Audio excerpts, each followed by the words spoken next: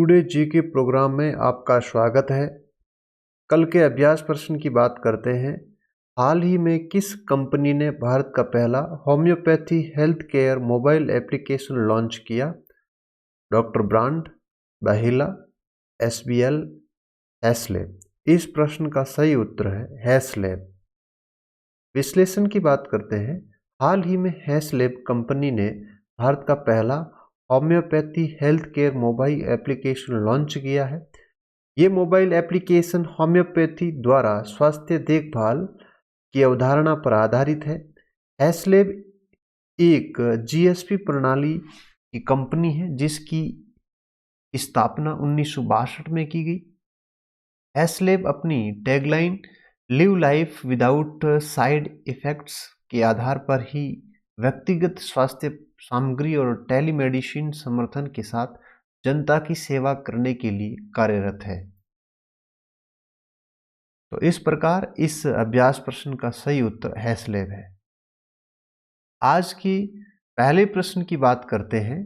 हाल ही में किस देश पर अगले 2 ओलंपिक या अगले 2 वर्षों के लिए किसी भी विश्व चैंपियनशिप में अपने ध्वज, नाम और राष्ट्रगान का उपयोग करने पर प्रतिबंध लगा दिया गया है? जापान, अमेरिका, रूस, भारत। तो इस प्रश्न का सही उत्तर है रूस। हाल ही में रूस पर अगले 2 ओलंपिक या अगले 2 वर्षों के लिए किसी भी विश्व चैंपियनशिप में अपने ध्वज, नाम और राष्ट्रगान का उपयोग करने पर प्रतिबंध लगा दिया गया है। ये प्रतिबंध court of arbitration for sports ने अपने एक फैसले में लिया गया है। इस प्रतिबंध के बाद रूस टोक्यो ओलंपिक और 2022 की बीजिंग विंटर ओलंपिक में हिस्सा नहीं ले पाएगा। इसका प्रमुख कारण रूस पर डोपिंग के नियमों के उल्लंघन की दोष को साबित होना है। विश्व डोपिंग एजेंसी ने अपने जांच में पाया था कि रूसी अधिकारियों ने डेटाबेस से छेड़छाड़ की है, जिसके बाद रूस पर 4 साल का प्रतिबंध लगा था। Court of arbitration for sport ने रूस का प्रतिबंध 4 साल से घटाकर 2 साल कर दिया है। Court of arbitration for sports की स्थापना खेल से संबंधित विवादों को निपटाने के लिए 1984 में की गई थी। तो इस प्रकार इस प्रश्न का सही उत्तर है रूस। अगले प्रश्न की बात करते हैं। हाल ही में किस देश ने जियो स्टेशनरी ट्रांसफर ऑर्बिट में CMS-01 संचार उपग्रह लॉन्च किया है? America, Bharat, Malaysia, Vietnam. इस प्रश्न का सही उत्तर भारत है। भारत ने हाल ही में जियो स्टेशनरी ट्रांसफर ऑर्बिट में CMS-01 संचार उपग्रह लॉन्च किया है। इस उपग्रह को PSLV C50 द्वारा लॉन्च किया गया है। ये भारत का 42वां संचार उपग्रह है। इसका वजन 1410 किलोग्राम है। आपको बता दें कि ये GSAT-12 का रिप्लेसमेंट है। GSAT-12 को 2011 में आपदा प्रबंधन सहायता, टेलीमेडिसिन, उपग्रह इंटरनेट एक्सेस और टेली शिक्षा जैसी सेवाएं प्रदान करने के लिए लॉन्च किया गया था। तो इस प्रकार इस प्रश्न का सही उत्तर है भारत। अगले प्रश्न की बात करें। अंतर्राष्ट्रीय प्रवासी दिवस कब मनाया जाता है? 17 दिसंबर, 18 दिसंबर, 19 दिसंबर, 20 दिसंबर। तो इस प्रश्न का सही उत्तर है 18 दिसंबर। प्रत्येक वर्ष 18 दिसंबर को अंतर्राष्ट्रीय प्रवासी दिवस के रूप में मनाया जाता है। इसकी स्थापना संयुक्त राष्ट्र महासभा ने दिसंबर 2000 को प्रस्ताव 55/93 को पारित करके की थी। इसका उद्देश्य प्रवासियों के अधिकारों की सुरक्षा सुनिश्चित करना है। इसकी थीम री इमेजिनिंग ह्यूमन मोबिलिटी रखी गई है। तो इस प्रकार इस प्रश्न का सही उत्तर 18 दिसंबर है। अगले प्रश्न की बात करते हैं। हाल ही में कैबिनेट कमेटी ने किस वस्तु के निर्यात के लिए 3500 करोड़ रुपए की सब्सिडी को मंजूरी दी है? गेहूं, खाद्य तेल, चीनी, स्टील। इस प्रश्न का सही उत्तर है चीनी। आर्थिक मामलों की मंत्रिमंडलीय समिति ने मिलों द्वारा चीनी का निर्यात करने के लिए 3500 करोड़ रुपए की सब्सिडी को मंजूरी दी है। मंत्रिमंडल ने सब्सिडी का पैसा सीधे किसानों के खाते में जमा करके किसानों की मदद करने का निर्णय लिया है। यह सब्सिडी 6,000 रुपये प्रति टन की दर से 60 लाख टन चीनी निर्यात पर दी जाएगी। इस सब्सिडी में विपणन, हैंडलिंग, उन्नयन, अंतर्राष्ट्रीय और आंतरिक परिवहन की लागत को शामिल किया जाएगा। आपको बता दें, भारत दुनिया का सबसे बड़ा चीनी उपभोक्ता है, लेकिन देश का 90% उत्पादन वाणिज्यिक खाद्य उत्पादों में किया जाता है, जबकि 10% घरेलू उपभोक्ताओं द्वारा खरीदा जाता है। तो इस प्रकार इस प्रश्न का सही उत्तर है चीनी। अगले प्रश्न की बात करते हैं। निम्नलिखित में से किससे चीन में संयुक्त राष्ट्र के आवासीय समन्वयक यानी रेजिडेंट कोऑर्डिनेटर के रूप में नियुक्त किया गया है? अभिजीत मुखर्जी, सिद्धार्थ चटर्जी, सुब्रमण्यम स्वामी, सांग जी हुआ। तो इस प्रश्न का सही उत्तर है सिद्धार्थ चटर्जी। संयुक्त राष्ट्र महासचिव एंटोनियो गुटेरेस ने भारत के वरिष्ठ संयुक्त राष्ट्र अधिकारी सिद्धार्थ चटर्जी को चीन में संयुक्त राष्ट्र रेजिडेंट कोऑर्डिनेटर के रूप में नियुक्त किया है।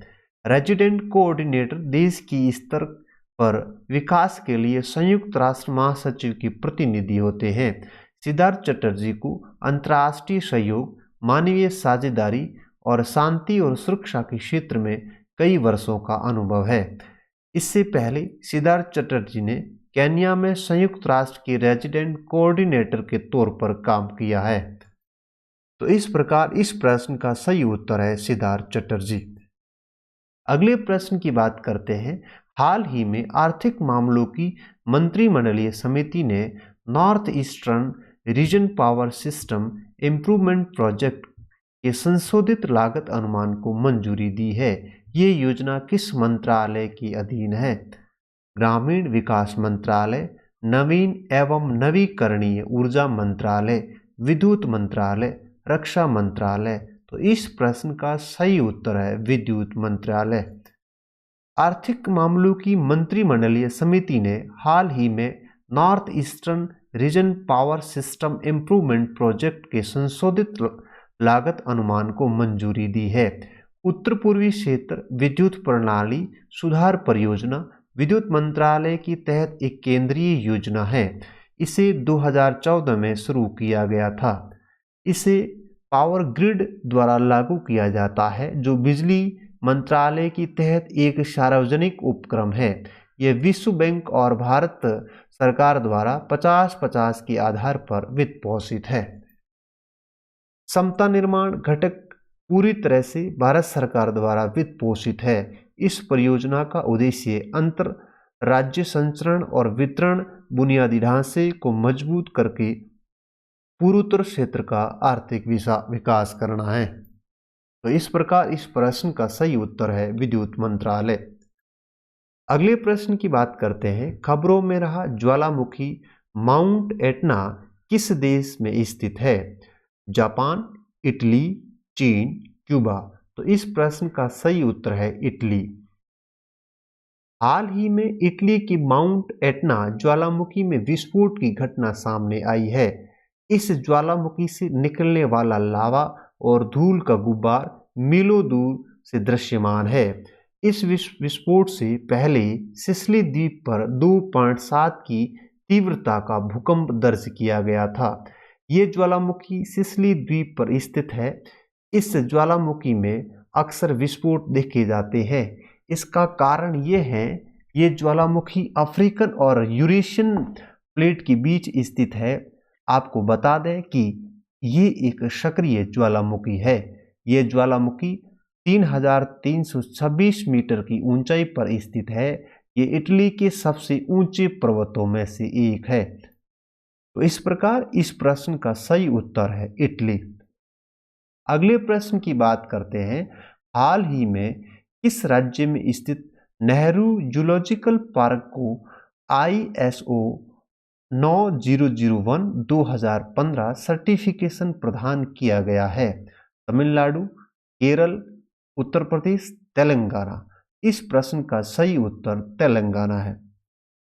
हाल ही में हैदराबाद स्थित Nehru zoological park ISO 9001/2015 certification दिया गया है। ये चिड़ियाघर ISO 9001/2015 गुणवत्ता प्रबंधन मानक प्रमाण पत्र प्राप्त करने वाला भारत का पहला चिड़ियाघर बन गया है।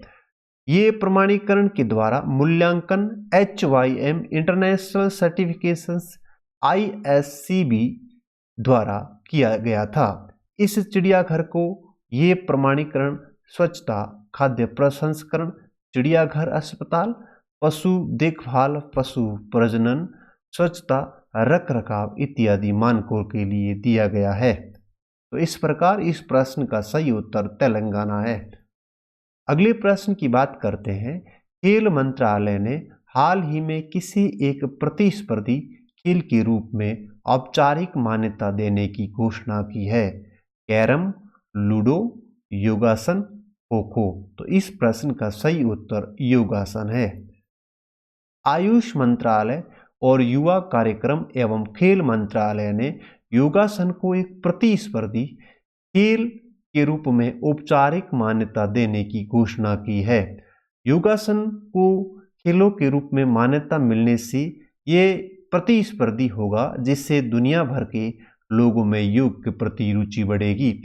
खेल मंत्री ने कहा है कि योगासन योग का एक अभिन्न और महत्वपूर्ण अंग है, जो सामाजिक, मनोवैज्ञानिक प्रकृति है और फिटनेस व स्वास्थ्य, सामान्य स्वास्थ्य में अपनी प्रभावकारिता के लिए दुनिया भर में लोकप्रिय है। 2021 की शुरुआत में पायलट योगासन प्रतियोगिता नेशनल इंडिविजुअल योगासन सपोर्ट चैंपियनशिप के नाम से होनी है।